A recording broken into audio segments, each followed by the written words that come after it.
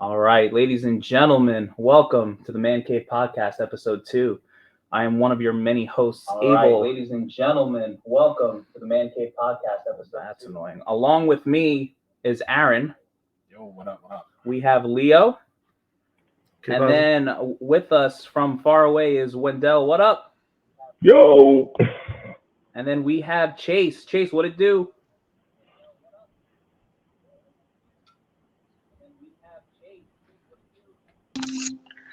Yo. All right, so we're going to let Leo take us through some of the paces, and then we'll get started. Leo, take it away.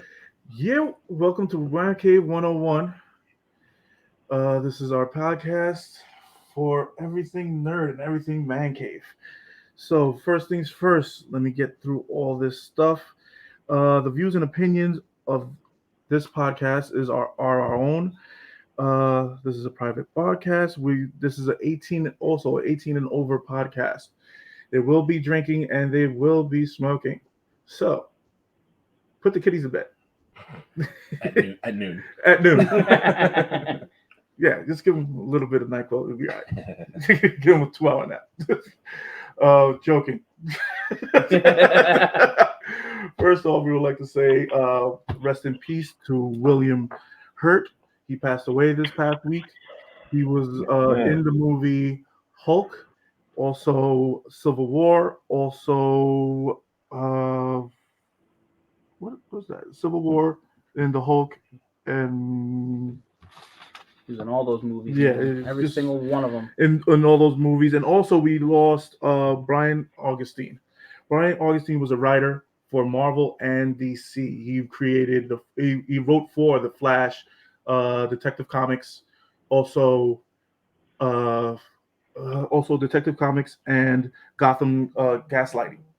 That was one of I've appreciated the Flash issues that he did. Also with the Gotham Gaslighting, he went crazy editing on that movie. If you ever get a chance, pick up those issues. The first topic of the day. So on here on ManCave podcast, before we start a topic or when we end it, today, what you guys want to do? We're starting. We're starting. We're gonna start with every topic. We always take a shot. So please feel free, join us. It's 12 o'clock somewhere. It's 12 o'clock here. So let's get drinking. Salute, gentlemen, brothers. Cheers. That's Yep. Oh. That tickled. Yeah, that tickled fancy. All right, gentlemen. The first topic of the day will be hot books of the week. We have a few this week. We have Detective Comics number 1057. That is actually a first appearance. If you can pick it up, because as we know in the comic industry, every first appearance right now, the way everything is, how hot it is, every first appearance is normally going to make a preview in a movie somewhere. So it's actually Detective Comics number 1057 is the first appearance of the Pirate. Also, we have Spawn Scorched Earth number 3. It's a Todd McFarlane cover, so we all praise Todd in this podcast The Todd Father. because he's one of the top illustrators and also artists design in comic book history. We also have Clay People number 1, another number 1 4th Image Comics. The artwork looks so far so good. I like the artwork. I love the cover actually. The cover is really, really great. And we also have Batman Superman World's Finest number 1. That's also comes another number 1 issue. So pick up these number 1s. Eternals Heretic number 1. It's actually the origin story of Ranos. So Ranos? Ranos. It's a Celestial. Oh, see, I don't even know that. I didn't know that either. Yeah. So it's his origins, one of his origin stories. I don't know. I haven't read the book, so I'm not putting any disclaimers on. And also, we have Carnage #1 new cover. Ooh, Came it's out. so pretty. This man is addicted now. He is a comic book head. Aaron went out and bought like 5 comics yesterday, and he said, "I don't know, this ain't gonna be an addiction." Yeah, It's welcome like- to the addiction. I've heard that before. Yeah. Chase Wendell, you ever hear that before? Yeah, Of course, yeah. every I said time. it the whole time. I bought $5,000 worth of comics in 6 months. Yeah, Nah, the whole not time gonna like be this all is that. gonna be an addiction. I got this. Yep. Yeah, so those are the top picks of the week for the podcast. Okay, so we're gonna start it off with the Miss Marvel trailer. Ooh, it was spicy. Yeah. I liked it. I liked it. Yeah, you know like Marvel, like the MCU, the way it's been, like they tend to stay away in the movies from like the animation and go more towards like the realism of things. And for that trailer to start with like, you know, like almost like they might as well put the POW in there with the cloud and something like that. You know what I mean? Like the little animations that they put in there for the show. I kind of like that. I think it's time to start bringing that stuff in. And clearly that show is going to be for the kids, right? It's definitely going to be geared more towards that younger crowd. But I'm excited for it because I don't know about you guys. I played the Marvel's Avenger game that really like kind of ended up flopping towards the end, and really like no one even really talks about it anymore. But the majority of that game's story is the Kamala Khan story, and I really liked the first part of the story. So like if they do something like that, I'm in. I'm totally in. And then, you know, Monica Rambeau in there, you know, they'll probably, you know, they'll hint at Carol Danvers at some point. Yeah. Like, you know, I don't know who the villain's going to be, though. I didn't see, there's like no hint of that yet. They don't want it. They're not going to bring out the villain because they want everybody to start watching it. But if it goes to the storyline of the game, yeah, and also if it does, you know me, I'm a comic book head. Follow the story in the comic book, and you get $1 billion. But you know they don't follow the comic book stories, and they get $1 They billion. will never follow the comic book story. See, Wendell, yeah. It is a loose guide. But remember, it's a storyboard. It's an origin. So you got to realize that. Chase Gotta live through it. Yeah, Chase brought it up. Gotta live through it. It's an origin story. So it will take a long time to come out. Hopefully not as long as what was it? Scarlet Witch. Well, we haven't even seen a lot of Scarlet Witch story because listen, she's technically a mutant, and they couldn't say mutant. They were enhanced. They were enhanced. Enhanced. Enhanced. I mean, look, it's all a setup, right? It's all a setup. Talking about the fact that she was able to, you know, bewitch the Bob since she was a kid, even before she got with, you know, Hydra and all of them. So they know where they was going. They know what the trajectory was going to be. So they're going to set it up. That word is going to be said, and when they do, woo, it's going to be glorious when they say mutant. Oh, it's going to be so good when they see mutant. When they say mutant. And ladies and gentlemen, also joining us, we have Charles. Charles, what up, dude? Hey, what's going on, guys? How you doing? Good, man. How's it going? It's going good. It's going good. So thanks for coming by, man. Speak On It Comics. Follow them. Good peeps. Right. Yeah. All right, where are we going? We're still on Miss Marvel, right? Yeah, still on Miss Marvel. Go ahead, Chase. What you got? I mean, I saw the video, saw the trailer, man. The irony is, I think the movie's probably going to be good because they actually didn't show a lot. You know, they talked about, you know, her having, you know, a problem socially, and, you know, you got little hints. Usually when they don't show you everything in the trailer, that means the movie's got plenty to tell. Mm-hmm. When you see all the action scenes in those 20 seconds, that's pretty much all you're going to get and whatnot. So I'm expecting the movie probably is going to be good. Yep. Charles, you happen to see the Miss Marvel trailer, I'm sure? Oh yeah, definitely. Yeah, what are you thinking? Well, I you know, Marvel has not disappointed me. Mm-hmm. And as far as expanding their universe and what the directions that they're taking, I think that this character, people are going to be very surprised. Mm-hmm. You know, because she's out of the norm. You know, she's Muslim descent. Yep. She's from Jersey City. Hey, You know, Hey, No, we don't know. Tell them. Hey, Jersey City, so you know. you had to bring New Jersey in there, huh? I had to put that little plug in. You know, Dirty City in the house. Fine. Yo, just don't talk to me about your pizza though. I'm not gonna get into that argument today. But I think it's going to be fun. I think it's going to be a fun, enjoyable, kind of coming of age type of show. And I like that they're going in this tone, and I think that people going to dig the character, as far as her story and what she's about. So, and she's a fanboy, you know what I mean? Yeah. She's not one of those, That's what I'm little saying. know-it-all kids. She's a fanboy of the Avengers, She's doing it on this podcast right now. Like, Yeah. that's she's doing this herself. Exactly. Exactly. Yeah, and I like how they're making her powers look too. The visual effects look cool. Mhm. Like, I don't know what they're doing with the bracelets. Like, I think there's gonna be something there. Like, yeah, they like the Inhuman thing. Like, I don't know what they're gonna do with that because I didn't even watch that show. I heard it flopped. I don't know. Yeah, it was. But I mean, just looking at Black Bolt in the show, like I was just like, nah, I'm good. I'm good. Medusa looked nice, but yeah, I'm good without all that. All right, Wendell, who you got? Yeah, Wendell, what are you thinking? Yo, I'm interested in seeing how they're gonna do it, right? Because Mhm. every show that we've gotten from them so far are from established characters. Yep. Falcon the Winter Soldier, Loki, Scarlet Witch. I mean, so this is gonna be like we got a taste of all of those people on the big screen. Now we're starting with somebody small. Mhm. So I'm interested to see how it's gonna go. I'm up for it. I mean, I think it's cool. I like that quirky, off the cuff type of business. Like, that's what I like. I like that it looks like it's gonna be full of comedy.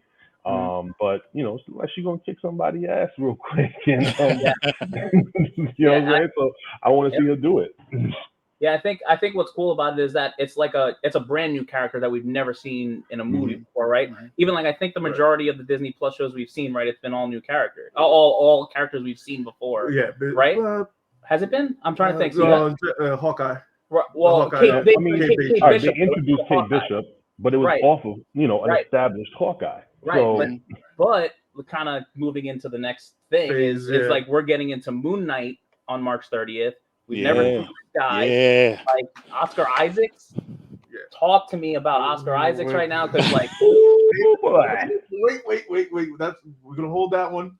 We're gonna talk about that more towards the end. Yep. Yeah. Aaron, your opinion on Miss Marvel? Oh, Miss Marvel trailer. Okay, so when I saw it, obviously, I think we've all pointed out like it's an origin story, so we're obviously getting how she gets the powers. The bracelets look interesting. One of the things that really caught my eye in the trailer is, like we said here, we haven't really seen if there is an established villain or if this is more so going to be an origin kind of leading to a villain, which I kind of expect. Yep.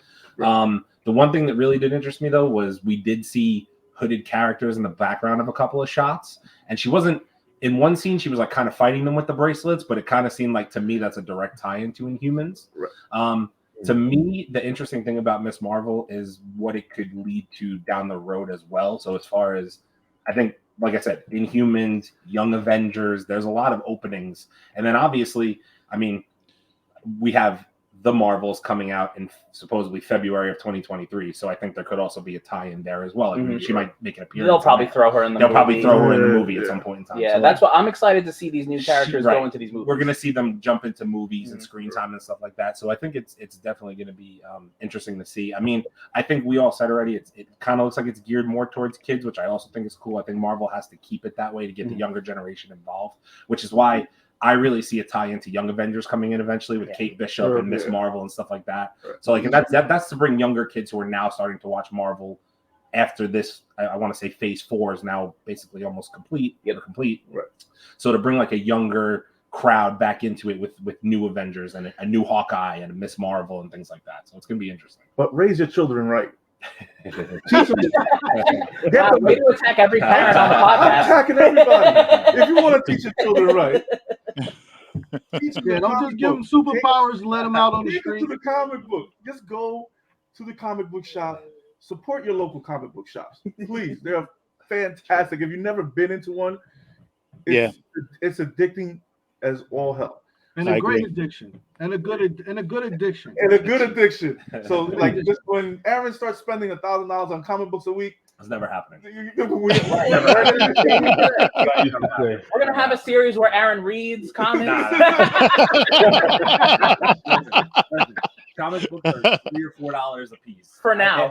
If there's a number one that interests me, maybe I'll go to the store and spend $4. Look, he's already. No. But it's never gonna be anything crazy. I swear to you, it's never gonna be anything crazy like that. Leo, I can't wait till Aaron gets his I was going to ask you, $3. Okay. Well, how much is he? Yeah. You guys make sure you call me when Aaron gets his first slab. That's the graduation to a deeper That's it.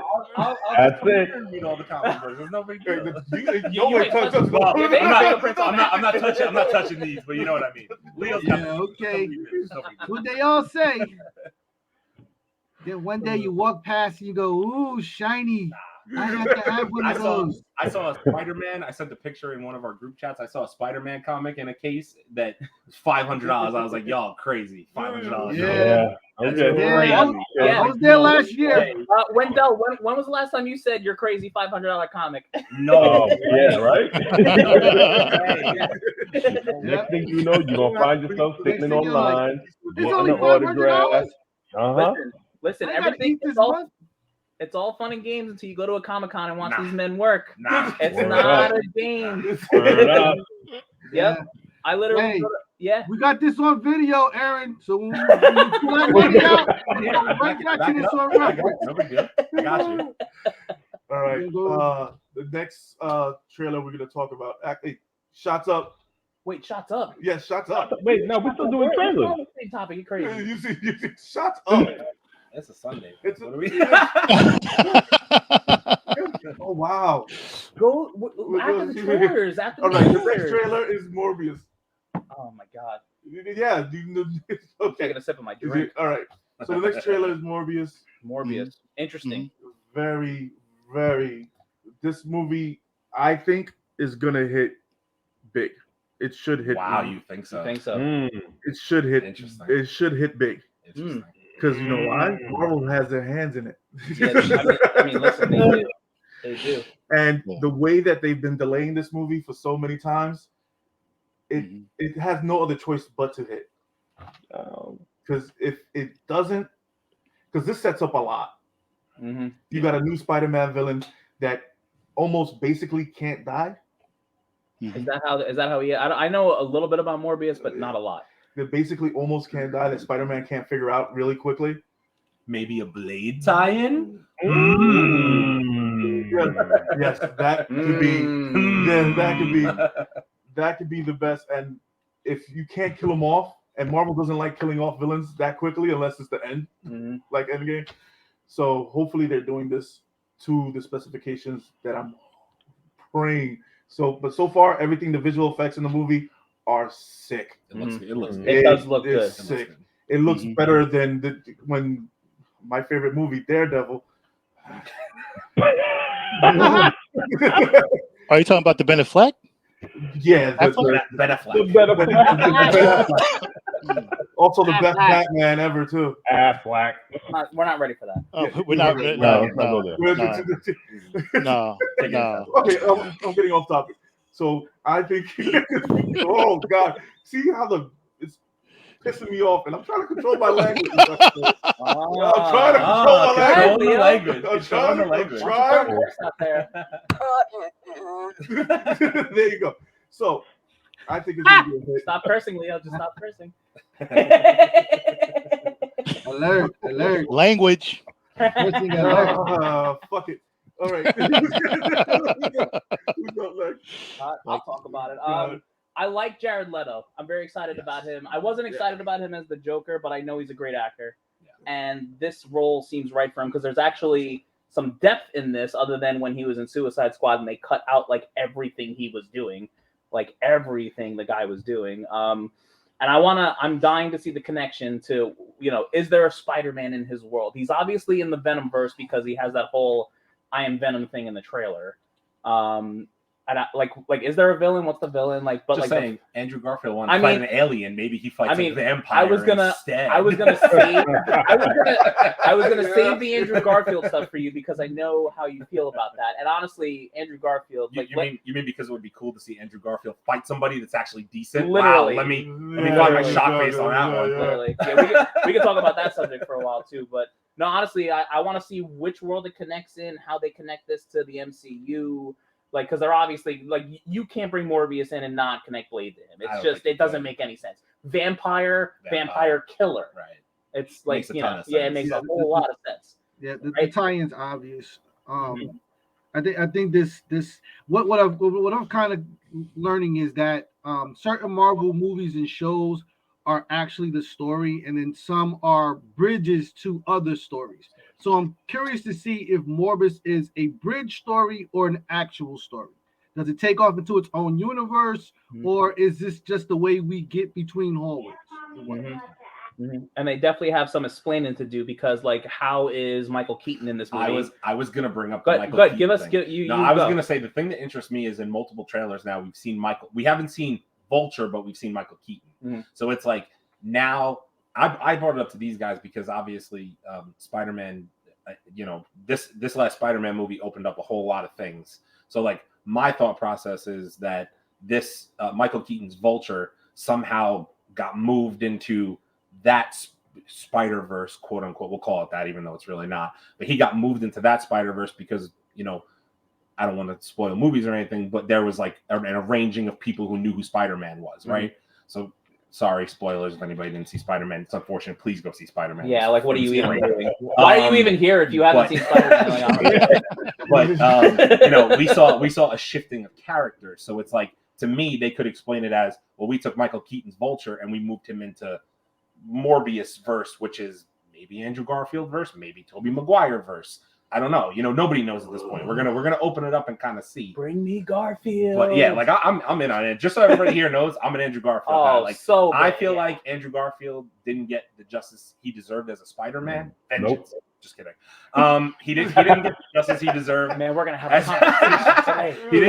He didn't get the justice he deserved as a Spider-Man because, like, to me, he never got to fight anybody that was really, honestly, that great. And his plot lines were just weak, in my opinion, those Sony movies. So it's like I would like to see him come back and fight a Tom Hardy as Venom, get to fight his alien, quote unquote, or maybe get a Morbius in a fight and not be able to handle it and need Blade's help. Imagine that scenario. Yes, that would be crazy. Yeah.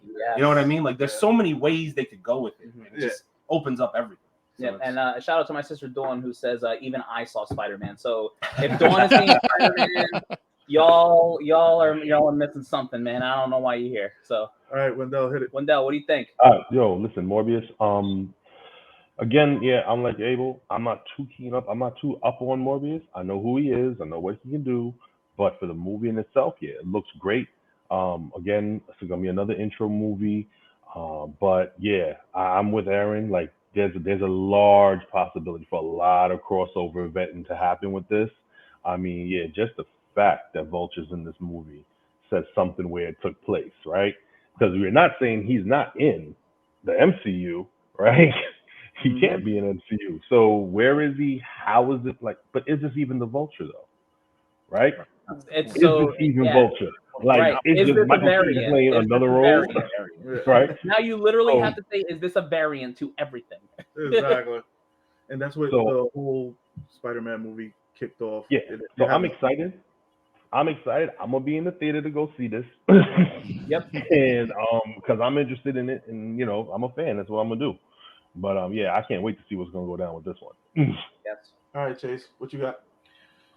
I spoke on it. I think this is going to be great. It's going to decide whether or not it's a main story or a bridge story, because some of these movies actually connect us to the bigger stories that are going on, which is something that Marvel does. So you have to collect all of these stories. So everybody was going to the movies, but didn't realize that even the What If cartoon that's on Disney had breadcrumbs and Easter eggs, and you had to watch that in order to, move on. So I'm more curious to find out where this is, because does this spin off into its own thing?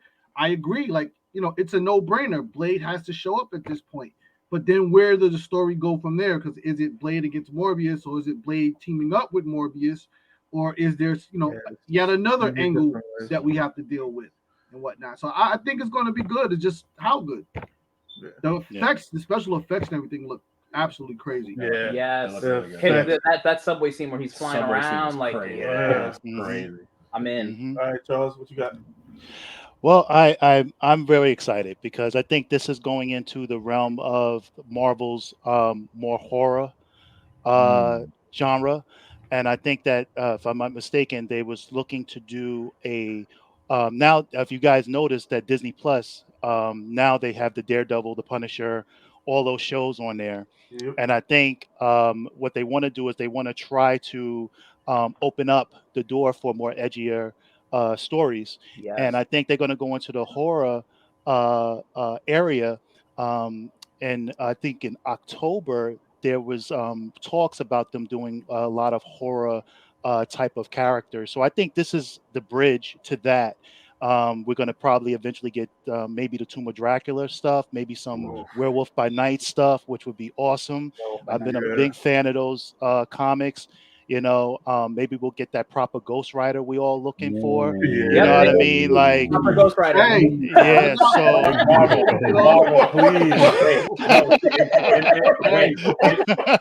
See, we're missing one character. Wait, I'm not gonna freak out. No, in all The whole thing I'm not. In all seriousness, We're missing one character that no one's brought up, and that's Brother Voodoo, who's also part of that horror department and whatnot. Yeah. I was just gonna say, Marvel, please give us a good Ghost Rider, please. It would be fantastic. But to Charles's point, I also think it's kind of not coincidental timing on Marvel's point to put Punisher and Daredevil on Disney Plus 2 weeks before Moon Knight comes out. Right. I think they're trying to lead into we're gonna go with a little darker, edgier stuff, and then maybe loop it back into but we're still about the kids with Miss Marvel, right? You know what I mean? Like we're kind of trying to balance both worlds here. You know what I mean? We have something for everybody. What'd you say, Wendell? They have something for everybody. Right. That's the point. I think Disney and Marvel, a little bit for everybody. You know what I mean? Okay. Next topic. We finally get to have a shot now. Oh boy! All right. Shots up, gentlemen. All right. Go. Cheers, everyone. Oh.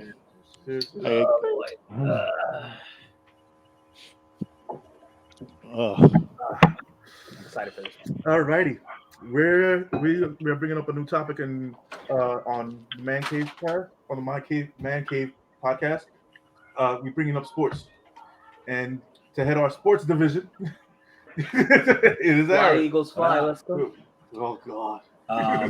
So rely on sports. I mean, I can't speak for everybody on the podcast, but I want to preface everything with saying I'm kind of going to do a rundown of news and notes from the NFL offseason, or the preseason, I should say, so far, offseason, preseason. I also want to preface with saying that I am a lifelong Jets fan, so pain to me, I know. I beat the I feel your pain. Abel is obviously an Eagles fan. I know Leo is a Cowboys fan. on certain days. Chase, Wendell. On certain days, yeah, Wendell. Charles, I'm not sure who you guys root Patriots.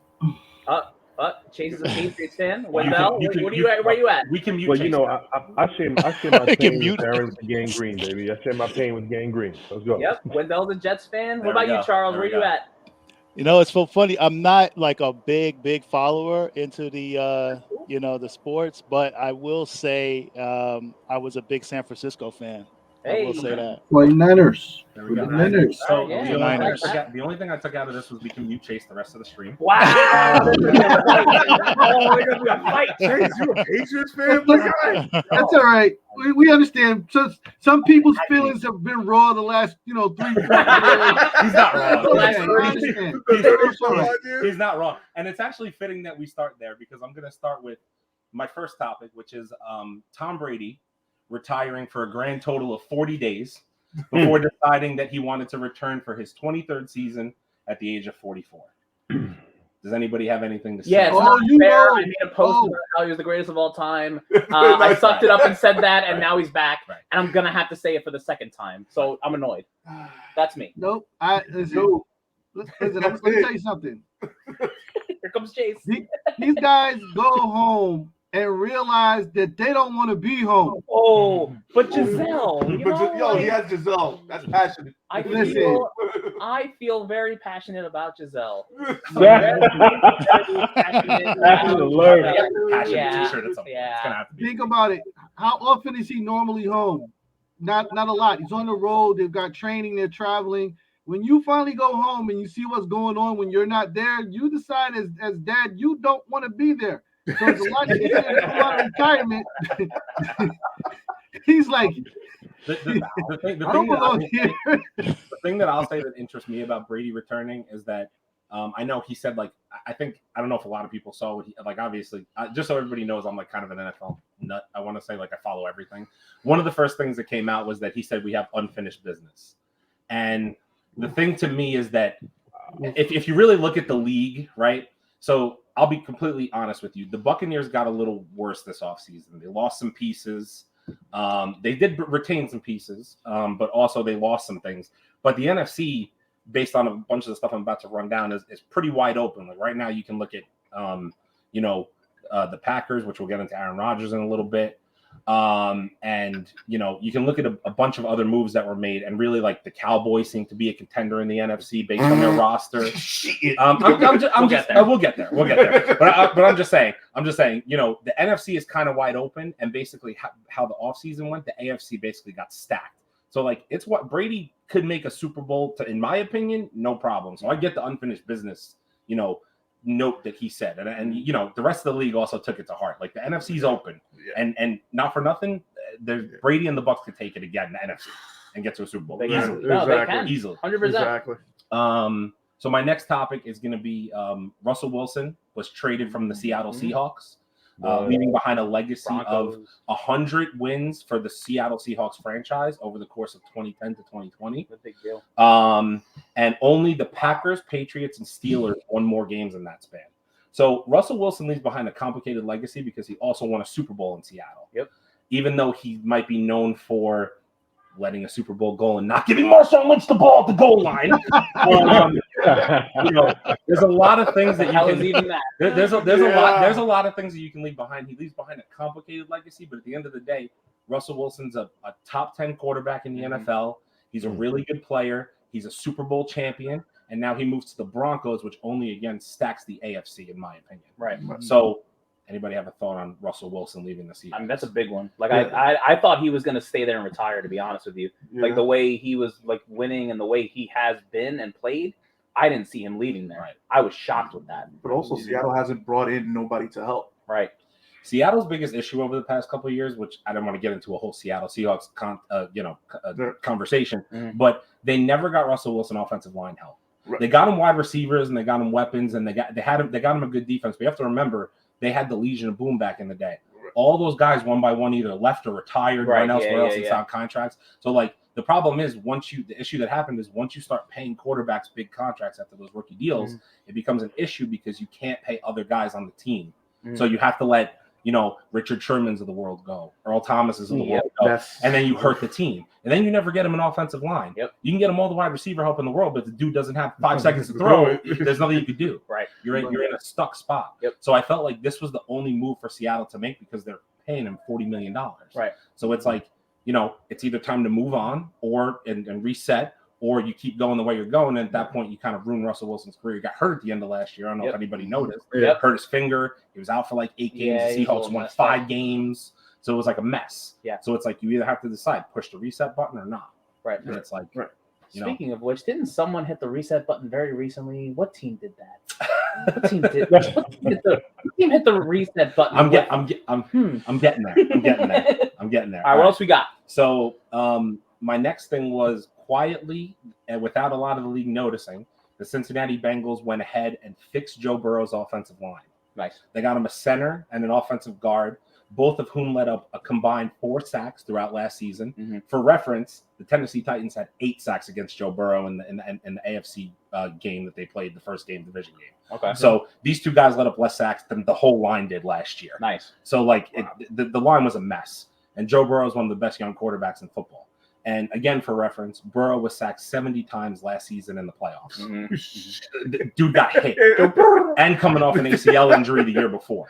So I felt like it was newsworthy and notable to say that they're upgrading the offensive line. And you have to figure they're going to go into the draft and also address the offensive line. So the Bengals, nobody count them out, even though a lot of players moved hands this offseason. The Bengals are still going to be around. Anybody have a thought on? I don't know. Anybody have a thought on Burrow? I mean, Joe Shiesty. Those are my thoughts. Bengals are gonna be a team for a while. They ain't going anywhere. They ain't going anywhere. That's all I gotta say. Keep it moving. What? So my next note was Aaron Rodgers re-signed a new contract with the Packers, which I'll be honest with you, this was like not on my list. I thought Rodgers was gonna tell the Packers to screw off this season. I thought it was over. And I was like, I think he's going to go host Jeopardy or go do some Aaron Rodgers type stuff. Right. To be honest. More State Farm commercials. Right. More commercials, like something like that. Right. Like, but Rodgers re-signed a new contract. The average on this contract, everybody keep in mind, Aaron Rodgers is 37 years old. It's averaging around $50 million a season. Right. That's what I make. So it's a lot of money. Yeah. Who leaves that? Who leaves that? So, but technically, one of the things that I read that was kind of interesting is that technically, if you look at it was like a 3 or 4 year contract. Yes. But technically, it's a one and done. He can be done with the contract this year, and so can the Packers, which is kind of interesting because, like, I felt like they set it up that way on purpose. Yeah, so I felt like that was kind of interesting. And then, right alongside that, a couple days after Rodgers signed his contract, Davante Adams gets traded to the Las Vegas Raiders, which is huge. Yeah. Nobody realizes if anybody wanted to consider Aaron Rodgers, a premier quarterback or an NFC title contender, I feel like losing Davante Adams knocks you out of that conversation completely. Say what you want. I'll say it on this podcast. Davante Adams is the best receiver in football. Best receiver in football, easy. Best receiver in football. Easy. Route runner, physical, everything. You could talk about a bunch of other guys, but Davante Adams, for me, is the best receiver in football. And you just let Derek Carr get a walking weapon. Is all you did. Well, now Aaron Rodgers, in my opinion, and the Packers take a peg down in the NFC. Yep, and the Lakers. The freaking Raiders go like this. The Raiders go up, but again, a stacked AFC, yes. which is weird to me. You have to think about it like this. Speaking of Davante Adams, he also signed an average salary of $28 million a season for 5 years, and that makes him the highest paid receiver ever in the history of the NFL. Here we are. Until he ends up on the freaking Madden, and then he ends up breaking a hamstring or some shit. Yo, but you know what though? Oh my! You know what? I'm not gonna say it. I'm a walking jinx, but dude hasn't been injured his entire career. His entire career, never been hurt. He hasn't been injured. I'm sorry, Davante Adams, in advance, because I'm a jinx.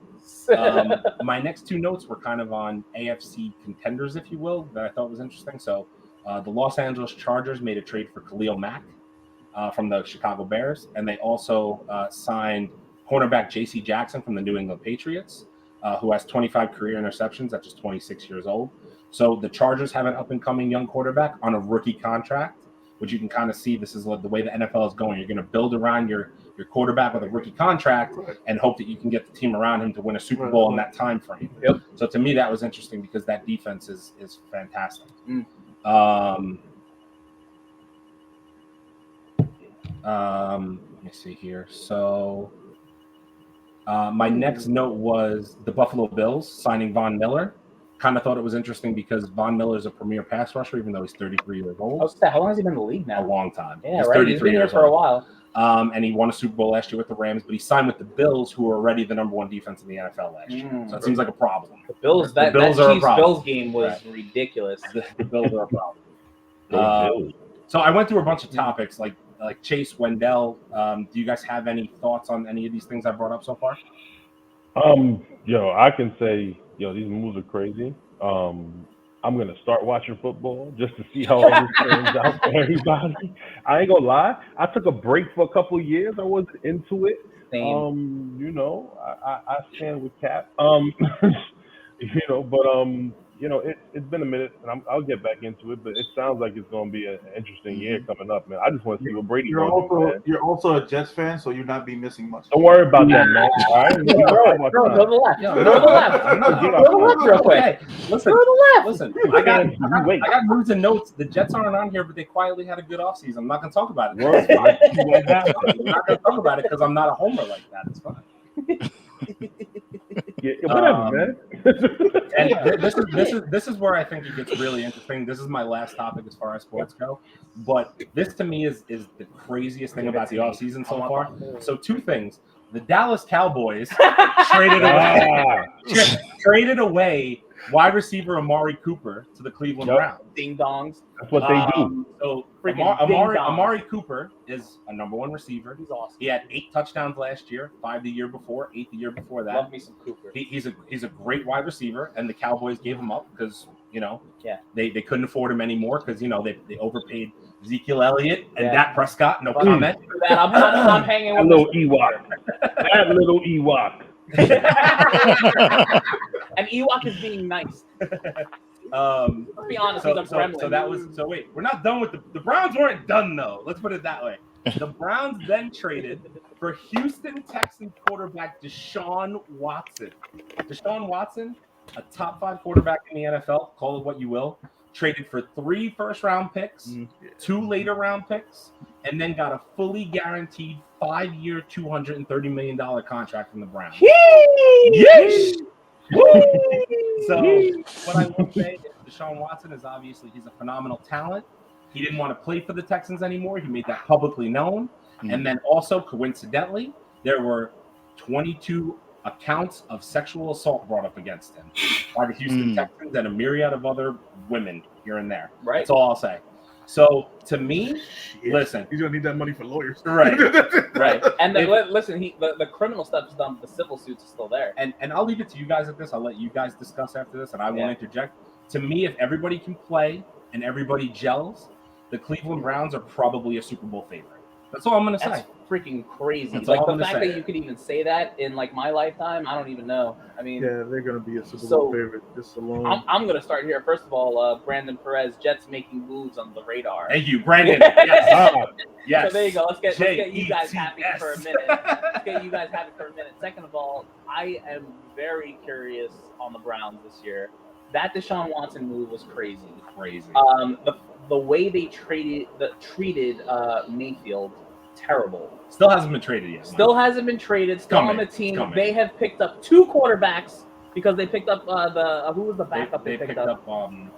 he's from Indy. Yeah, I can't remember his name off the top I of my can't. head. I don't either. But like They the picked up fact a that backup, like they yes. picked up 2 quarterbacks, probably never had the conversation with, hey, there's probably like, listen, if I'm a professional in whatever job I'm doing, hey, listen, this probably isn't working. Here's what we're gonna do, right? Honesty and full disclosure. Nope. They said double middle finger. We're gonna do this behind your back, and we're gonna let you find out the hard way. And that's messed up. Regardless about how tall Mayfield is and how much he's doing, and the Browns fan base seems to like him, right? Am I wrong? I mean, you might know better than me. So I will tell you that I don't think he's watching now.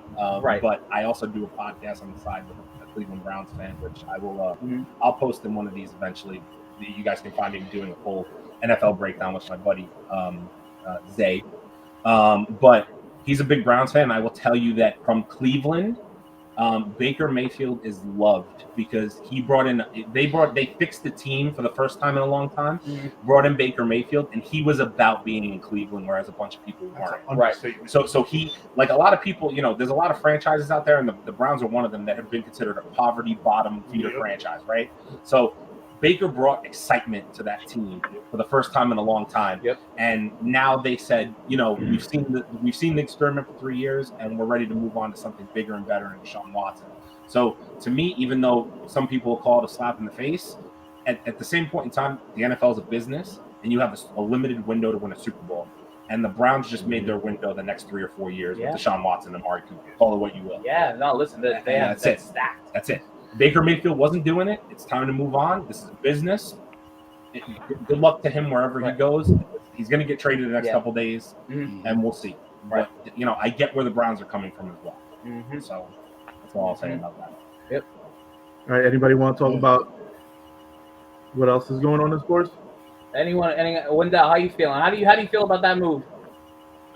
I don't know what that move means. I I ain't even gonna lie. love I it. don't know what that move means, man. That's Like fine. I said, I'm gonna start watching this year. This year I'm gonna watch. So I'm feeling like our Jets are coming back. And when it happens, I want to witness. I'll put it this way, and then I'll. She said, "Ha." Listen. Coming back. I'm not. When did they arrive? Listen, That's a whole podcast. I think the Jets are an up and coming team, so I won't get into them now. But here's all I'll say with my review on the AFC. If you look at it from top to bottom, it's stacked with quarterback talent. And at the end of the day, if you don't have a quarterback, you're not winning, right? Right, That's what it is. 100%. So if you look at it top to bottom, right, you can start right at the top. You can go Deshaun Watson, Justin Herbert, Joe Burrow, Russell Wilson's now in the AFC. Derek Carr just got Devontae Adams. The AFC top to bottom is stacked with quarterbacks. Right. It's going to be difficult for the Jets to be a decent team. It's been difficult for years. It's going to be more difficult now. Mm-hmm. A lot of these guys made moves. Watson shifts the balance of power more towards the AFC. Yeah. You got to win 10 games or you're not even in the conversation. Yep. There's no, and the NFC is wide open. The Cowboys could be the best team in the NFC next year. I'm just saying. Because everybody else is shit. Right, because everybody else is garbage. That's what I'm saying. There's no the There's NFC no competition in there. so it's gonna be interesting to see, and a lot of people are gonna watch the AFC.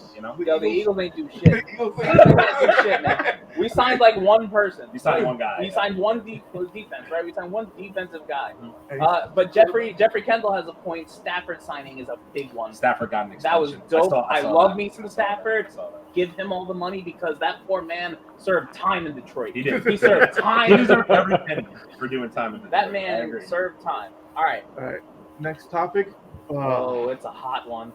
We should good. probably do the shot before Yeah, we yeah, even yeah. We gotta do the shot. Gotta do the shot. Because what we about to get into, we're so about just we might as well just drink a bottle. Just to get into what's about to happen next, and we're gonna get into a topic that we, for the most part, disagree on with the fan base, and it's gonna be one. All right, next topic, gentlemen, is the bat. The Batman. Let me get my notes. So I'm gonna start with this one. So, okay. So me and Aaron went to go see this movie. What was it? Last Sunday? Last week. Last week. We've got a week to digest. And I want to make this really clear. I'm the type of person that goes into these movies very optimistically, and wants to love what content we're getting. Listen, you go back even 10 years ago, we were not getting the amount of superhero and comic type content. Listen, we have a show every month now. There's a movie every quarter. Even more is a movie every month now. We're getting into this place where we are getting thrown nerd shit all day, and I'm here for it. And I went into the Batman, and I just wanted to, I wanted to like it. I really tried. Me personally, I couldn't get into it as much. I have my pros and cons, but I think we should go around and maybe in a sentence or two, see how everyone feels about the Batman, and then we can do our full reviews one at a time. So, Leo, in a sentence or two, how did you feel about the Batman? Cover your ears. The movie was shit. Oh, Wow. Oh. Point blank, period. Don't need the whole sentence. All right. The movie was shit. All right, Aaron, how did you feel about the Batman? Okay, so now coming off a week to digest this movie in full, I'll tell what I think for other friends of mine. The movie, in my opinion, was meh. It was okay. Right. It had good times, it had bad times, but overall it was meh. That's where I'm at. Fair enough. Wendell, how do we feel about the Batman? I thought it was not that bad. It wasn't that great, but it wasn't that bad. I'm not mad at what they did. Mm-hmm. They all right. It's all right by me. All right, Chase, sentence or two. How do we feel? So let me say this.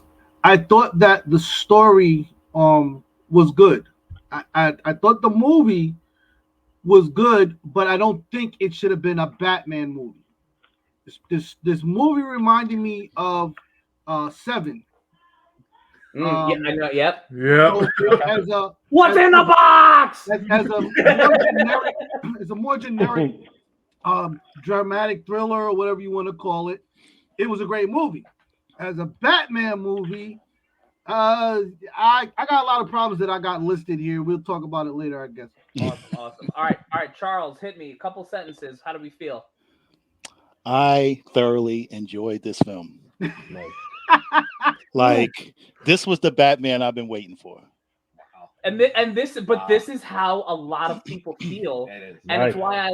why I love the fact that we're gonna get into this conversation. And Charles, I'm gonna go backwards because Charles, I really want to start with you because Yep. like we're like our opinions are kind of like very mixed right now. Like we hate it, we like certain parts, but like you like really are into this movie. Mhm. And like I feel like the majority of us are against like the fan base that like really likes this movie right now. Like, listen, this movie's made over $500 million at the box office. It'll probably be more after this weekend. Yeah. And Yep. like, there's something that's not sticking with us who, we need to figure out. So like that's why I'm gonna start with you, Charles. I want, yeah. Should we also point out spoilers? Like, Oh no, we already No, listen. we We did it at okay, the beginning, all but right. listen, full spoilers for the Batman. Spoilers. 100%. If Like you haven't we're- seen it, Every spoilers. time you watch this podcast, there will be there will be spoilers. spoilers. We're not holding this back. We're This not is going full to do spoilers. this. This is full spoilers all the way through. Yes. All right, Charles. But Charles, we want to start with you because I think you definitely like the movie more than the majority of us, Mhm. and we want to hear why and see if we can resonate with it a little bit. Sure. So, and the crazy thing is, like, I'm more of a Marvel fan than a DC. Batman is definitely one of my top characters that I really enjoy from the DC line. I think that it's very tricky when you have so many different iterations of Batmans that has been on the screen, and we've had from the Michael Keaton. I mean, we can go back to Adam West, of course, but from Michael Keaton, which kind of changed the whole. He's the GOAT. He's definitely the GOAT. We're not worthy. And from Michael Keaton, where he sort of changed the genre of comic book movies forever, because that was the start of the darker comic book films by far. Before that it was Superman, Flash Gordon, whatever. And then going into the Dark Knight trilogy, which we got from Christopher Nolan, and then we had Ben Affleck play his version of Batman, which he never got a solo film. It's really been him, his story through other superhero films. Yep. So he never got a chance to have his own. So we never got to really see what he was able to do. And now we got this one, and then we have the Gotham TV show. Don't forget that. Yep. So there's a lot, that's to be expected when you're going into a Batman movie as opposed to an Iron Man movie, which nobody really knew who the heck Iron Man was until, we as comic book nerds knew, but to the masses, they didn't. So when you're coming off you're going to always be compared.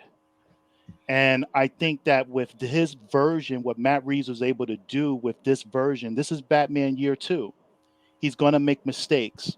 I think the thing that was great about this was that the whole vengeance line, the fact that where he's coming from as because every punch that he's hitting with these criminals is just echoing the tragedy that he sustained being a kid, losing his parents. Mm-hmm. So the thing is that it's funny how Batman in the beginning, he's fighting against, these criminals and, gang members and things like that, where the Riddler, he's also acting vengeance because they both were orphans, but he's going after, the elite, the powerful. Right. So Batman is starting from the bottom, Riddler's starting up here. So as Batman's journey continues through the film, he realizes in order for him to really be able to make a difference in Gotham, he has to clean out not just the low level villains, but the high level villains as well. Mm-hmm. So I like that approach.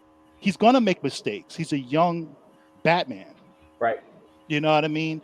So I like that they took the time to kind of get you involved. And I'm assuming that I'm not sure if like by the end of the movie when they show the Joker, so I don't know if he's had that interaction with him yet. They never really showed if he had interactions with supervillains in the past. Right. But I just think that this kind of like cater to a lot of the detective stories that I used to read with Batman, you know, where he had to kind of figure out stuff in order for him to defeat his villain. You know, he would always go against serial killer type villains in the comics, Right. you know, because Gotham is like, there's so many of them in Gotham, you know. So I like that they took that approach, and it's going to be tricky. Everybody's going to compare, you Right. know. And it's hard to compare, right? I guess It is. that's what it is. Like, how do you do that? The thing, We're gonna get there. You'll have your moment. You'll have your moment. But listen, you know, why you walking the tongue right now? you'll have your Hold moment. it. Old. Listen, as a person who like was kind of iffy about the movie, he does make some good He points. does. He really does. He does. Like Yeah. he really does. He Like make like good points. like listen, there are certain things in this movie that I thought were great and certain things I didn't. But you know, like listen, you're right. You're too Batman. I think that's the big takeaway for me. Chase, how did we feel about the Batman? Okay, so where do we start here? Okay, so first of all, you know, let's remember that he's only been Batman at this point for 2 years. So he's a young Batman, still kind of figuring it out.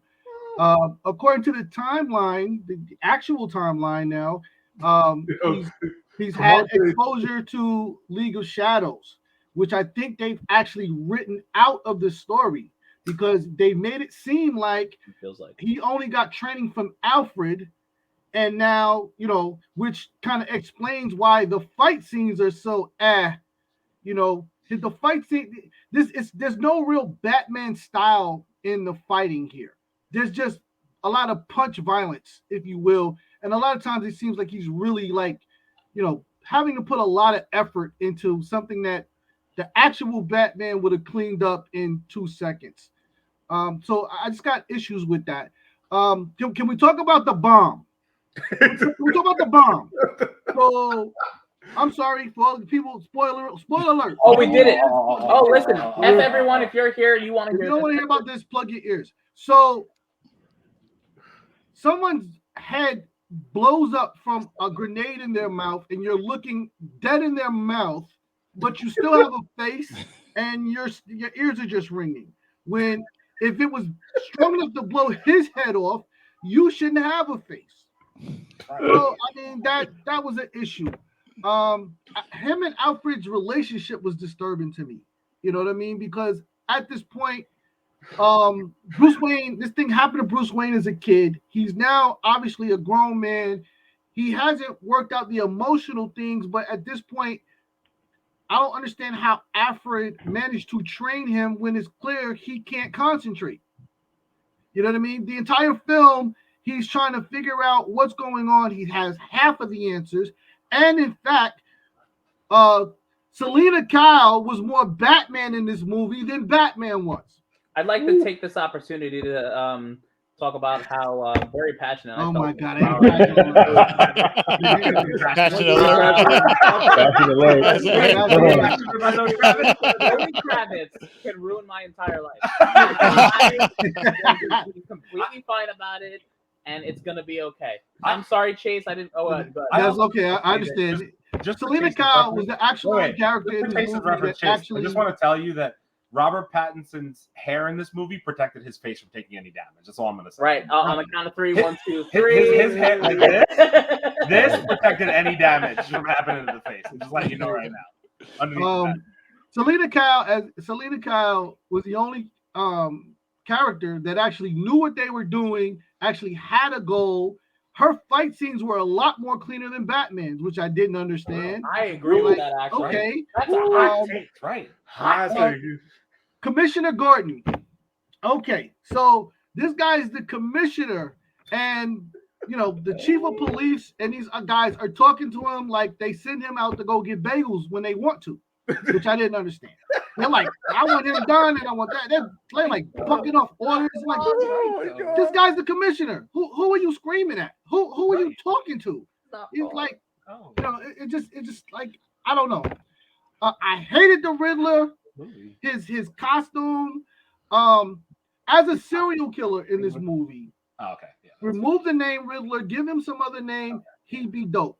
as the Riddler, the legacy of the Riddler, I hated it. I hated it. Um, the Riddler is one of those guys where his violence is not physical.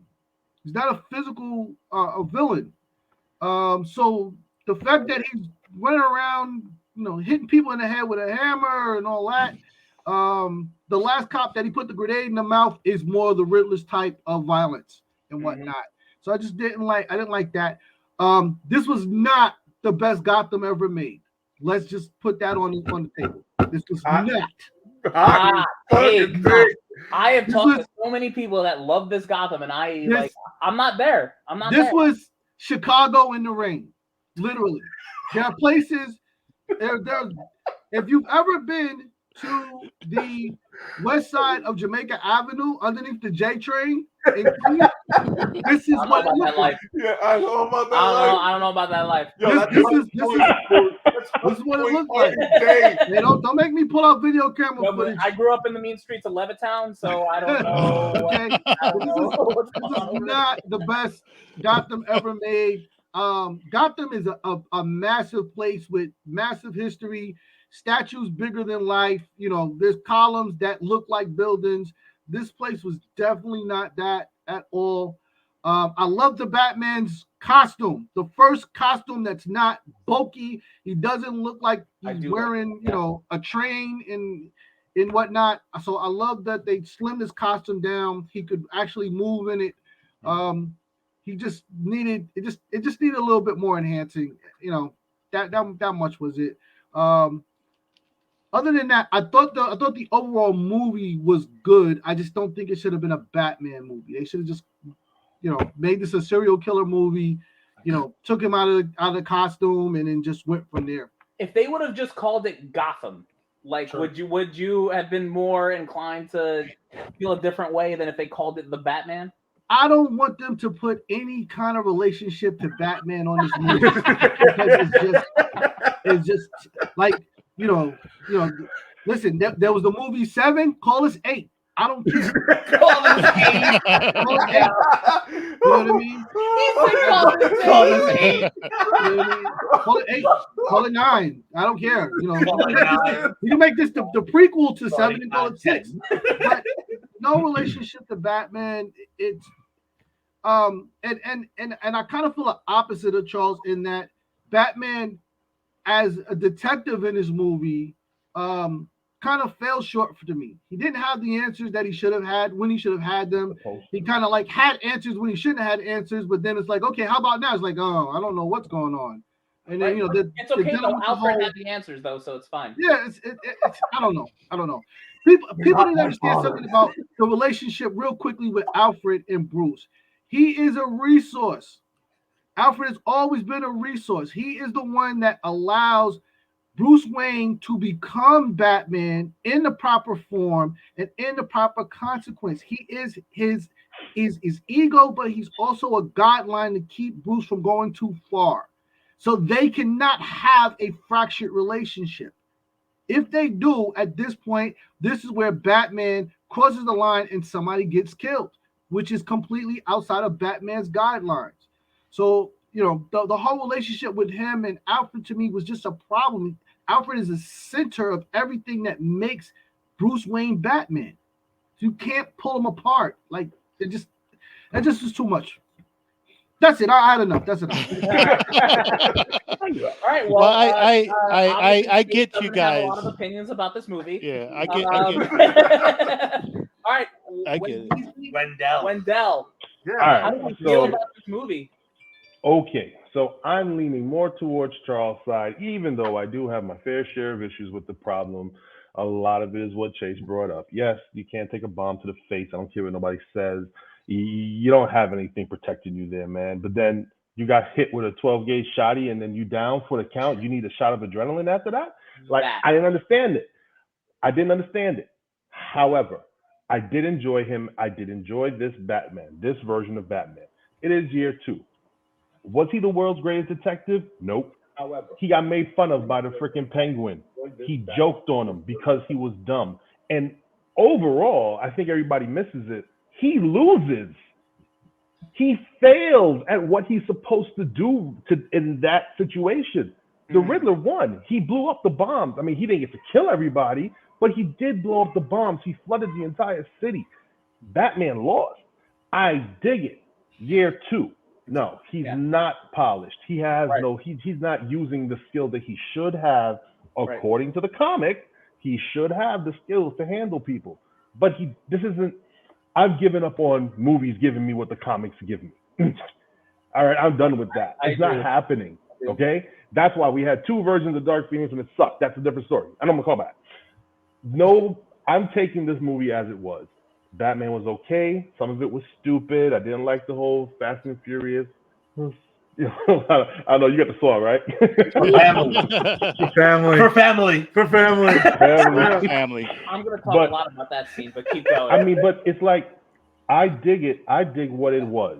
I like this version of Batman. He seemed real angry. Yeah. You know, and I like that. I like his intros. Like every time he shows up, it's always the dragging footstep shit that happens. And yeah, I mean, he doesn't have all the technology. Now, I don't know why you need a wingsuit to fly, but you have like portable contact lenses. Like, how'd that work? How did that work out? You got recordable contacts, but you need a whole army wingsuit to glide away from somebody. All right, whatever. But those are the problems I have with it. Overall, I did like the movie. I will watch it again when it comes on HBO Max. I was going to go to movies and see it again, but I was like, I don't really think I want to give my money to this place again. But I will watch it a few times on HBO Max when it's free. I enjoyed the movie as a whole. I enjoyed the story that they were giving. Yes, there are a whole lot of cringy plot points. Riddler did actually suck. I liked what he did. I didn't like what he looked like when he did it. Gordon, I don't think he was the commissioner in this point. Not yet. He wasn't the commissioner because he killed the commissioner, actually. Yeah. The Riddler killed the commissioner. The Riddler killed him. So Gordon wasn't even a commissioner yet. That's why the cops was talking to him the way he did. Yeah. And you look at how he sunned Gordon, like how Gordon was sunning Batman. Like he pushed him up against the wall and like hit him in his chest. Like, what you doing, man? What you doing? Get your head on right, boy. I was like, I love that actor though. He's a G. So like honestly, if anyone was gonna do it, it was him. He was good. I mean, really, right? Yeah, it was him. So I mean, like I said, as a whole, it was great. The Batmobile, I liked the Batmobile. It was a rough and tumbled vehicle because he was 2 years in. He was 2 years in, and so he didn't get the whole nice cover me up in armor type deal, and it has no semblance to a bat. But that thing was badass, man. Yeah. Okay. Yeah, but also too, I mean, just to add also too, I just want like as far as like his connection and his conundrum with Alfred, I just think that it's also starting to understand the reveal, which the Riddler was revealing, the fact that his parent, his father, and what he was, that sometimes people in power or people that you think that you admire, their hands are not clean, so he's starting to understand that his father also connected to Falcone and some of these other individuals.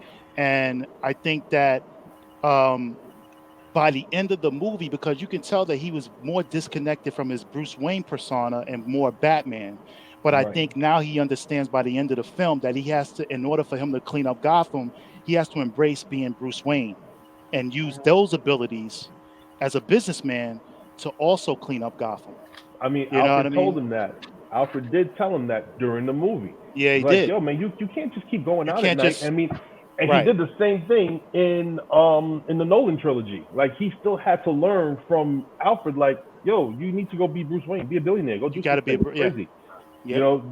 So it's a learning process. It's just a different level. He's at a different level in his learning. In the Christopher Nolan, he was what? He was what was he? What was that year one? But Batman Begins, right? Because he just became Batman Begins was like year one. And then Dark Knight, when the Joker and the Two-Face thing, that was 2 years or 3 years. Yeah, it probably was 3. I'm thinking it was probably 3. And then he was in hiding at the end of the Dark Knight. Right. It was like that was like 4 or 5 years later when Bane comes. So it wasn't even Batman long in that one either. Nope. There's Yeah, never but been a seasoned Batman except for Michael Keaton's. Yeah, Yes. because when you get Michael Keaton, with the Michael Keaton Batman, he was Batman for like who Yeah, knows how forever. long. Right. And we're about to go into Flashpoint where he's an older Batman, and I cannot wait to see Oh, that. it's gonna be That's all. fun. But I liked the movie. Just it wasn't a perfect movie, but I did like it. All right. Well, we're gonna go to Leo now. Leo. Go to Leo so quickly. You gonna press the button? No, go ahead. Go ahead. Go Just- ahead. Hey, somebody just press I love and it. hold the button while Leo talks. I love it. I love it. I love it. Just press and hold it. I love it. Okay. The Batman. Where do I start off? The city. All you have to do is flick a dimmer switch and you get a dark city. There's nothing dark about this movie. You add eyeshadow to Batman, which he keeps on the whole fucking movie. Okay. And you're not getting an angry you're not getting an angry Batman. You're not getting vengeance Batman. You're not getting none of that. Because when his parents died, it was at probably 10 years old. If that. He is vengeance. But he is vengeance. He's vengeance. He's vengeance. All you're getting is an emotional child that Alfred has to maintain. That's all you're getting. I wear too much eyeshadow, and I highlight my hair in front of my face. That's it. I don't care if it's a 2-year Batman. You have $1 billion, and you have an English officer who's bodyguarding you, who actually has some skills, but you can't fight. That's just a regular point. But also you have the Batmobile. Okay, I'm going to get into the Batmobile real quick. I can build that in my garage. You have $1 billion. Sounds like a challenge. You have $1 billion, and you have infinite resources. Was it a Charger? It was a fucking. Was it was a Challenger? souped up. It was a souped up It Charger. was a souped up Charger. Yeah, I'm it was a sorry. Charger. It was a Charger. You take off the trunk and you put a bigger engine in the back. That's it. What weapons did it have? It could bounce really high. It also drove through fire. It drove through fire. It Yes, through it fire. drove through fire. Okay, taking the bomb in the face. Everybody knows that bullshit. And wait, I wake up knocked out in the police precinct with about 50 cops in front of me, and they don't haul off and rip off my mask. That doesn't happen. Year 2. Year 2. He's in with 50 cops, and nobody knows his identity, and nobody says, "Hey, let me rip off my mask." And meanwhile, Commissioner Gordon is not commissioner yet, right? He's not. Right? Not yet. So who the hell? Everybody's downplaying him, right? So you telling me there's 50 cops in there, nobody's gonna rip off the mask? That's what I thought. Okay. Then you have Zoe Kravitz. I'm passionate. Very I passionate. am so Very passionate. passionate about Zoe Kravitz. She can beat in this T-shirts coming soon. she can whoop Batman's ass Yes, she. in this movie. Oh my God. Yes, she can. She sure can. Up and down. Up and down and up the block. Right, and I can't wait to see that. That's the And point. just because a kid is emotional does not make a movie dark. Emotional. Because the Riddler was darker than Batman, if this is dark and he is vengeance. Because if he is vengeance and not listening and telling Alfred, your rock, your support, your main person, I am not your father.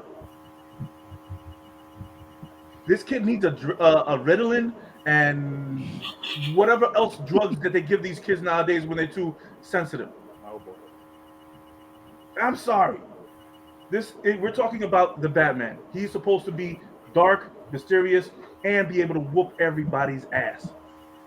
Yes, that is the base of the story. That's the base of the story. And he's supposed to be the best detective. And meanwhile, he didn't figure it out.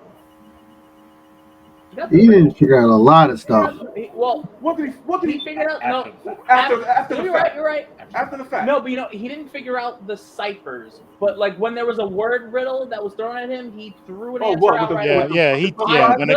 When the bomb guy, and he did figure out some stuff. I'm just saying the ciphers not so much, but when there was like a he's like, oh, that's justice. Like that's this. Okay, so he knows some jokes. That does not. I'm gonna give you one. Okay, I'm gonna give you one thing. I give you that it's year 2 Batman, but you have a billion. You're a billionaire, right? A billionaire, and you don't know what to do with it, right? But meanwhile, you get to make out with Zoe Kravitz, right? You got contact lenses on a tube TV. Yes. But meanwhile, you built a charger in your basement. He might like chargers. He might like them. He built the charger for family. He built the charger for family. Okay. Like I like Toyotas. My Batmobile be a Toyota. He built a charger for family. There you go. I'll give you that. But still, you take a grenade to the face. You're so emotional. You're so emotional. This whole movie, and just because you keep your head down and you have eye mascara, does not make you dangerous or vengeance. It might have made him vengeance. Nah, I didn't see any vengeance the entire movie. Exactly. Oh. There is no vengeance this whole movie. I get it that it's year 2. I completely get it. You have money. And you tell me this is the technology that you can afford as Batman. To be fair, I don't know how much technology costs, so I don't. Hey, I mean, Iron Man. He can afford it. Billionaire, Playboy. So, and he had a lot more cooler shit than Batman did in this movie. Exactly. But no, you're supposed to be the world's greatest detective. Yeah, he wasn't really doing much detecting. All right. On my last Everybody point, starts somewhere. On my last point, he didn't really start though. on my last point, all I have to say, I'm gonna sound real old with this. Give the kid a haircut.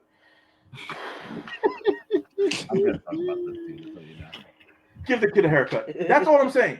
I don't need to be in the middle of the movie. I'm freaking literally doing this is him. I am Batman. I am vengeance. I'm doing like this, and it keeps going this, and this, then this, then this. Every scene, and with the damn eyeshadow. Please. It's year 2. You need that much eyeshadow, and you got to keep looking down, and then you're looking at a kid in the church like a pedophile. Come on. All he had to do was lick his lips. You're not right. Leo liked this movie. I can see you really love this film. I'm sorry. I can see you really love this film. I'm film. gonna end it there. I can go on. Really, you want to end it on pedophile, or you couldn't think of anything else? Yeah, like. Okay, I'm gonna end it on this. Look, this. There you go. See that's the whole movie. Okay, so I'm gonna take this. So I actually had a conversation. That felt good. I had a conversation with Abel about this yesterday. Both of us had lunch together. Yeah. So like, I had a week to process this movie, and I'll be honest with you. I said in the beginning I thought this movie was meh, and I want to talk about some of the things that made it meh to me. I'm going to start with the good. I really liked Penguin. I liked the mind games that Riddler played throughout the movie, but I didn't like his costume. So that's a good and bad, right? Hated the costume, loved the mind games he played. Great. He's a mental patient, right? He's the Riddler. Okay, cool. There was so much cringy humor in this movie that made me roll my eyes every like a couple minutes, that I was like, the going to the car and finding the thumb drive with the thumb drive attached. I literally was like, I was in the theater, like, you can ask Abel, I was like, oh no, they didn't make a thumb drive kit because the fucking drive has a thumb attached to it. They didn't do that, right? Like, it was just cringy. Yeah. So I was like, okay, like, you're gonna make cringe, and let me, the last cringy part, which was the end of the movie, which again, I know we're talking about spoilers. When you have the last villain down and you go, who are you? And the villain goes, I'm vengeance. No, you didn't do that, right? You didn't just say you were vengeance, right? That's not what you did. Like, why did this movie, like, there were just times when I was like, yo, this is so cringy. and I can't get over how cringy those parts are. Like it bothers me. And I was like, the movie had a chance to be cool, but the thing that I want to harp on Leo's point and that I spoke to Abel about is that having a week to process this, I was kind of like, this Batman, if you really think about it in a microcosm from where we are in the world today, this Batman was made for a younger generation in their 20s and late teens that lived through COVID, and there's a lot of mental health issues and things like that. And those things were made relevant in this movie. You know, the Riddler had issues mentally. Batman had issues mentally and trauma. So we're talking about a group of 20 and teenagers that have lived through 2-3 years of COVID at this point, and they would consider that challenging mental health ways. So this Batman is geared towards a younger generation that's been through quote unquote emotional damage and issues, right, emotional damage and issues. So to me, this Batman, and they said before that this Batman was gonna really gravitate towards that crowd. So to that sense, I get what they were going, but to a traditional comic book head who really likes Batman, it was different, and you're not gonna like it in that sense. So you either have to go into the movie with an open mind, or you have to not be a classic Batman lover of traditional Batman to have any relevance of liking the movie whatsoever. That's just where it came from. And I think, and the thing that I'll end on, and I'll let Abel take over from here, is that I think we all kind of alluded to it. To me, you can't toss this Batman into the DCU, the DC universe. He doesn't fit. He's a green thumb in another cast of people. So unless you're fully resetting and making the DC universe darker or different, he doesn't fit. So it doesn't work. And you can't make a square peg fit into a round hole. So either reset the whole thing again, which DC might do, because that's what they do. They reset everything every 4 freaking years at this point. So they might do that. So either reset it, or don't put him in Flashpoint and put him in with this cast of, like, you can't put him with this Wonder Woman and think it's gonna work, and this Aquaman and think it's gonna work. There's no way. It'll take 4 years. It'll take 4 years to do, and at that point, everybody's checked out of it. At that point, and he has to gain weight. You don't care. He got some of mine, bro. If you have a new Superman, which again we went over this last podcast, if you have a new Superman, you're not going to tell me this Batman, Robert Pattinson's going to emotionally discharge his anger on the new Superman. He's not going to do it, because all he wants to do is go be in a punk rock band after his fights with Alfred. There's no, you can't do this. It's just different. And like, to me, Batman should be, in this case, if this is the Batman you're going to go with, and this is the one that we're stuck with, then he needs his own storyline, and he needs to not be part of the DC universe. That's it. He has his own storyline, and it's detective work and dark and being in Green Day After Dark. That's it. Green Day. Well, okay. And he liked the movie. He liked it. I thought it was okay. It just had cringy parts. I liked parts, but I just thought it doesn't fit with what DC's currently doing. So you're going to have to flip the script, because it doesn't fit. And it's going to be weird if you reset it at Flashpoint and put him in this universe with existing characters. It's going to be weird. He doesn't fit. Mm-hmm. He doesn't fit with what's happening. Yep. So. Yeah. All right. You're up. So I'm going to try and mention things that haven't been mentioned and just keep going. So first of all, we're stuck with Batman. He's not going anywhere. They've made over $500 million in the box office. Regardless of what we think, Warner Brothers can tell us to Sugma. And that's just what it is. Like, we're gonna, they delayed Flashpoint, and they're gonna throw him in that movie, and we are going to be reset with this Batman. It's just going to happen. Everyone get used to it, because that's where we're going. It's gonna be weird. So give him a haircut. So me, like I said, me going into the movie, I really tried to like it. I really went in it with, like, good hopes and expectations, and I think there was 1 or 2 points in the movie where you heard me say, like, this movie sucks. Right. And like at the, all right, I'm just gonna like try and I'll try and just do this. The Batman Catwoman thing at the end where they split the road. Oh God. I literally had people in the theater laughing at me, because I'm like, before it even happened, where I think they were on top of the building talking at the end of the movie, and I was like, I swear to God, I said it out loud. I said, I swear to God, if they do a Fast and the Furious parting of the road, I'm gonna lose my shit. It was like Vin Diesel and Paul Walker. It was literally them splitting the road. It's been a I literally long started day. singing. I started singing the song in the middle of the theater. I didn't care. The people next to us were laughing. Like, I was so mad at the end of that movie. It just was infuriating. I'm sorry, that last scene, like, they could have done anything better. Anything. Like, maybe don't even, like, do you have to ride together on motorcycles? And one of you maybe, like, could he have been in the Batmobile? Did he have to be on the Bat motorcycle, which, by the way, was not a Bat motorcycle. He literally had the same motorcycle. Like, it was. If he's in a Charger, we're watching Fast and Furious 13. That's What do you literally- mean? Yeah, I know. Anybody who ever rode a motorcycle knows you do not ride a motorcycle in the fucking rain. Yeah, Right. dude, why not? Right. That's not dangerous at all. No, it's not. But he's Yep. vengeance. But he's Yeah, and even Kyle's like not gonna waste 3+ hours to watch emo Batman be dark and moody. So like, yes, the majority of us agree with you. He's dark and moody. So let's talk about Rob Pat. I thought he was a decent Batman, terrible Bruce Wayne. Like that's just the best way I can describe That's it. the way to describe Love it. the suit. Didn't like at the beginning of the movie in the first scene where he beats the crap out of those guys. That's a year 2 Batman. As we're going through the movie, I would have liked to have seen him ninja'd and sneaked around a little more, like come out of the dark and really I mean, listen, we try not to compare, but like, I want my Batman fucking backwards like a bat, like fucking grabbing someone and just throwing them around, whatever it is. So yeah, like I said, in my opinion, great Batman, like good Batman. Not so much on.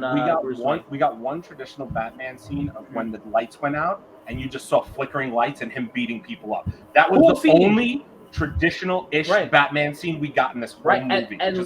And listen, him getting like humbled on a little bit, like year 2 Batman. Cool. But I feel like they weighed too heavy on the year 2 Batman. When he messed up the suit flying down. Right. All right. So let's talk about that. Right. So when he jumped off that building and like was standing there just like, and then just went like this, and then there's just a bat suit. There was just a wingsuit. I'm like, oh, I could have been playing Battlefield for this. Like I could have fucking been playing Battlefield. And yes. So this is one of the scenes where I got completely taken out of the movie. So he shoots down. He hit the bus. And then he hit the car. I thought he was gonna get up like Spider-Man 2 and be like, "My back!" Like I really thought that was going to happen, and it took I literally turned to Aaron. I'm like, "This movie sucks." Like I never said that about a movie. Like being in the movie, it just took me completely out. But then this is what I was saying about these things that don't make sense, because when he left, I think it was Commissioner Gordon, and he repels down the building with the rope attached to him, and he's literally like running down the side of the building. Yep. Isn't that at the same height? So why would he come running out and look down and go, "Oh my God, I'm up high"? When it back, have a fear of height. Because it was the first time he ever used that wingsuit. He didn't glide anywhere before. He never had to. He never had to. That was his first time trying this thing. So this whole year 2 Batman, he's been riding around in the motorcycle all day. All day. And the covers and pieces in the little garage thing. It's the first time you're using the suit, right? Why is that the first time you're using the suit? You don't practice? You're not a superhero? No, he doesn't practice. You don't fly down a building? Spider-Man just go down the thing and say, "Oh, I'm gonna shoot my webs one day and swing from 8,000 fucking feet." That's not how it works. You just randomly are like, "I'm gonna install this jumpsuit and we'll see how it goes when I get Shazam. I have to run up the building." Go, Web, go. It doesn't make sense. Yeah. How would he not know how to use the suit? But this is what I'm saying, though. Wait. All right. If anything, Batman's about precision. He knows equipment. And what I'm saying is but you can't apply the seasoned Batman to this. Right. Yeah, that's what I'm saying. But like no, if you guys read Batman Year 2 and Batman Year 1, he makes mistakes. But there's even a sequence that we're not talking about regular mistakes, though. You understand that by the time he goes out, he understands what his equipment can and cannot do. Right. This is not, this is not He's just not like I'm expecting the bat plane to show up. Like he has at this point, you have to master getting on and off of buildings at this point to even say you're Batman. So this is something that's like you have. If you're going to be the detective, then you have to detect. Like he missed all of the clues, and then on top of that, he's standing on top of a building and he like almost falls. Like that's not Batman. No. Yeah, the wingsuit just completely took me out of it. That whole scene just ruined. Yeah, that was terrible for me. It was terrible. Took me out. We have to talk about the Penguin. Colin Farrell as the Penguin was amazing. It was good. Like very listen good. here, like right here is Colin Farrell, and then everything else you didn't even know it was him. He was good. I'm actually kind of curious to see the HBO Max show that they He has do a with show, that. right? Yes, they're Yeah. doing a whole show. Yeah. Now as far as Gotham, wasn't really into the city as much as everyone was. I did like how they made the cops look like old school, like Cops, 90s, yeah, 80s, like NYPD. I kind of like that with the hats and the, you know, the way they were dressed and stuff. Like I thought that was cool. Zoe Kravitz, we know how I feel about Zoe Kravitz. I mean, let's just be honest about it. She was wonderful. She was a delight. I hope to meet her one day. I mean, but whatever. Riddler wasn't so keen on the suit, but I did like how much of a psycho he was. However, I will say this. There was, and correct me if I'm wrong, guys, please, but there was not one scene where technically Batman and the Riddler were in the same room. The cell. They were in a cell, No, but there was a glass in between them. But there was and like think about like and listen, I hate you don't want to compare it to other movies, but listen, at least the other movies, the villains in like legitimately the same room, they're fighting each other, they're doing something. They're literally the diner he was looking outside, the cell he was outside, the like literally never in the same room in the entire movie. But all I'm what saying, the hell is that? I understand he's not a physical. Right, I understand he's not a physical, but like not in the same room at all. But what I'm saying is, to me, that scene with that conversation between Batman and Riddler, that made me actually, but aside from hating the suit, I hated the suit. Aside from the suit, it actually made me say, oh, this guy's freaking crazy, for lack of a curse. I don't want to curse there, but this guy's nuts. Yep. And it made me say, oh, okay. So like this is really who this Riddler is. Like he's literally out of his mind. And I think the one thing that I also want to say is when I heard the line, I want to get the line right. I don't want to paraphrase. Give me a second. One day you're on top, the next you're a clown. When he's talking to another guy in the cell. See, how many times are we going to reset the Joker? Stop resetting the Joker. How many times are we resetting the Joker? To me, it's enough. It's enough. It's been done enough. Heath Ledger did it. I don't think anybody's going to top it. Other people, Joaquin Phoenix did a wonderful job. It's time to stop resetting Joker. And Gold Grills is the GOAT. Just kidding. But I'm just saying, it's time to stop resetting Joker. I understand that he's the marquee Batman villain, but at this point, nobody wants to see Robert Pattinson versus another Joker. I don't think anybody here wants to sign up for that. Let's stop resetting all DC characters. Batman, Joker. Good Lord. How many Jokers have we had? Is this 5? I don't even know. 6? How many are we on? Does Jared Leto even count? Whatever. Yes, we're on 6 or 7 Jokers. Enough. Stop. Go to another villain. So just moving on. Just moving on to like there. A lot of people say there were a lot of twists and turns in this movie. Like, listen, I could have guessed Catwoman would have said, "Oh, that's my father." Like, you could have guessed that crap. The only twist that I really saw was at the end where, like, you know, he pulls up the rug. Oh my God, he's gonna blow up the city and flood it.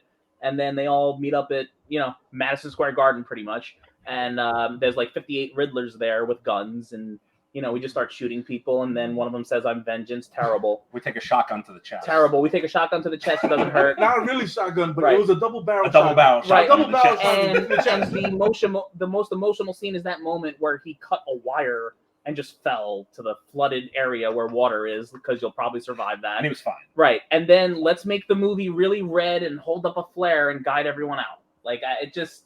But the shotgun is where you need the adrenaline, not when you got bombed in the face. And like, let's talk about let's talk about the Bane adrenaline. What that came out of nowhere? Like, all of a sudden, he just pulled adrenaline out. But that's the one part in this movie that he uses anything that Batman really has. So you, like I'm saying, he has all this tech. You see the Batarang in that movie. You see a smoke bomb in the middle at the end of the movie. So you're telling me Batman with the collar can walk into a nightclub full of gangsters and not get his ass whooped year 2? I mean, those twins didn't look like shit, though. Let's just be honest. These are club dudes, man. These are just clubs, and remember, like, you know, he's already solidified himself as being, like he said, the bat signal is more of a warning. So people are already in fear of this guy as soon as they see him, and that whole sequence where they flood Gotham was taken out of the the Batman story, the War of Jokes and Riddles. It was jokes and It riddles. was so that storyline with the Joker and it's sort of like when they was doing that whole thing where Catwoman and Bruce was supposed to get married or whatever. He tells the story of when he was first becoming Batman, and the Joker and the Riddler tried to join forces but realized they can't work together. So I'm pretty sure that whole sequence at the end where the Joker and the Riddler kind of have that little sort of like little conversation or slight conversation is kind of a beat to that, because in the books, in that story, Gotham is underwater, is Mhm. engulfed in water, which could play into, Mr. Freeze maybe coming in, you know what I mean, and just have the whole City of Ice thing. There could be there could be a lot of different things they can go with it. I just think that, um, as far as what they were trying to do, as far as this particular story, is just come from a different angle. Because, like I said, the whole problem with you have so many different versions of Batman from the past is that, okay, what story am I going to tell that's going to be different than what came before, where people are going to be like, well, we already seen that. Let's do something different. So yeah, he lost. The city's broken at this Mhm. point. You know what I mean? People's spirits. He understands that he has to be more in order to not only bring the corruption in Gotham down, but also bring the people's spirits up in Gotham. Like the mayor was saying, I forgot her the black woman. I Yeah, forgot the her woman, I forgot her character name. Yeah. Yeah. when she says that that's the problem with people is people don't know how to stand up for. You know what I mean? So that kind of plays into that. So I just think that this is just a different type of story that we're just not used to seeing Right. with Fair. Batman. And then I just think that Matt Reeves, I think that he's a really amazing director. So I just say give it time to tell But his story. but also, wouldn't you rather have Robert Patterson Hmm. be in a Batman Beyond than this movie? Not necessarily, not necessarily, because Batman Beyond was I think more Terry emotional. McGinnis is a little more, how should I say, a little bit more vibrant and Young. more ready to, yeah, young and ready to get into being called to action than what Robert Pattinson would probably be able to bring to that role. You know Yeah, what I mean? but So I think also they need to go with one. you also have, say, if you have a Michael Keaton Hmm. teaching Robert Pattinson how to be Batman Beyond. But like we might get there, like because He can't, Listen, they're gonna bring Robert Pattinson into this whole but he Flash or can't be whatever. Batman Beyond. It's a fucking 45-year jump. Dude, they'll figure out something. Dude, the comics don't like they were storyboard. They don't matter. Warner Brothers. I don't know if you've seen Warner Brothers and how they're acting right now, but like they don't care what we think. Like they do not No. care what we think. There's a reason. There's a reason why Marvel is on top. Because DC sucks. Okay? All right? They have great you can't take characters. away- Don't you get me can't take wrong. away from They have Marvel. great characters. But whoever's in charge, like you have one man over at Marvel. That's Kevin Kevin Feige. Feige, yeah. Kevin Feige's not playing games. They have like a team of people at Warner Brothers who can't think together to make the great characters they have even better. Mm-hmm. They can't figure out how to transform that and And I bring it to honestly the screen. I think someone over there is saying, "How do we not be Marvel?" And like they're just trying to do that. Like Yeah, that. Like, they're I don't know. trying their best. Yeah. They're trying. That's why you got Wonder Woman, you got Aquaman, you had the Superman movie, and then you get Justice League.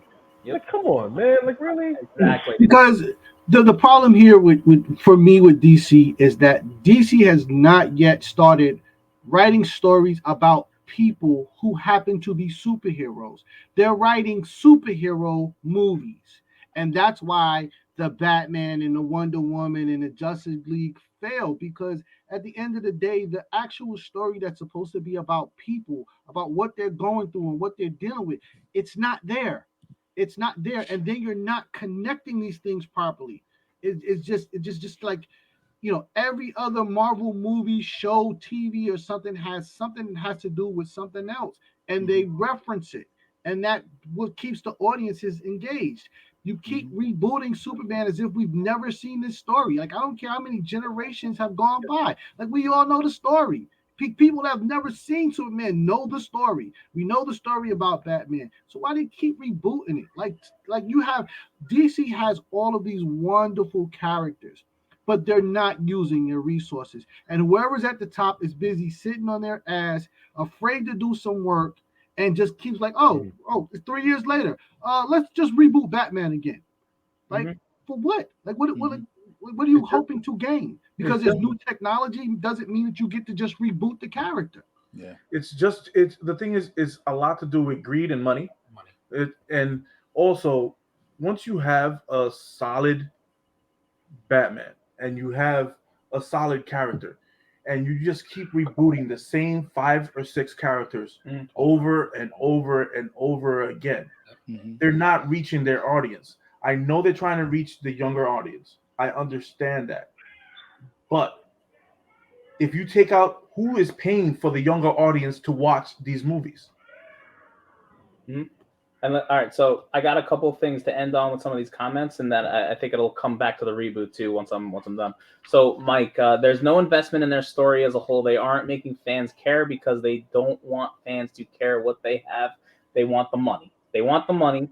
There's no. That's my cousin. There's What's up, bro? There's no plan at DC Films. DC Films in shambles. Like, listen, in a perfect world, we all see this like get to a place we want it to go, but right now it just ain't there.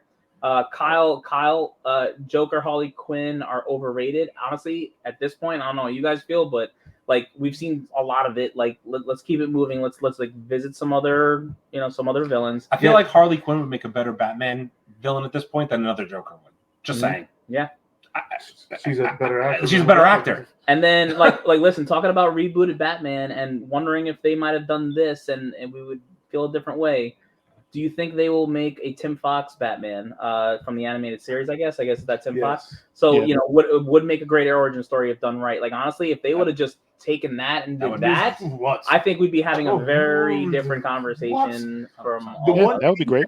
See, the one thing that DC does great is their animated series. Is the animated. Yeah, sure. I am not taking nothing away from their animated series. Yep. You want a Batman, you want a Joker, you want anything from DC, start watching the animated series. Even the old stuff is great. But Marvel's already starting to knock on the door with Miles Morales. Yep. So they're also bringing back old X-Men. And they're bringing back old X-Men. Old X-Men. Yeah. We're going to get into that. Dude. As long as you bring back those old artists, I'm good to go. Right. It's going to be good when they reboot it. Oh, my God. It's going to be ridiculous. But you have to realize one thing. Marvel is looking into the future. DC is looking into right now, how much can I bank? Like you said, they made $500 million on this movie. How much did the last Spider-Man make? Oh boy, it broke records. No, It broke records. It was up there in the billion. It was like $10. It's in the billion. It was like $10. It still hasn't surpassed. Wait, it still hasn't surpassed Endgame. It hasn't? No, I thought it did. No, it's at 1.5. No, it hasn't passed Endgame. It hasn't and passed then Endgame. last comment from Colin. My dream is a Dark Knight Returns movie with Keaton Nicholson. Does anyone know who that is? Because I don't know who that is. Oh, Michael Keaton and Jack Nicholson. Oh, Keaton and Nicholson. Read that wrong. Keaton and Nicholson. Oh my God! Imagine.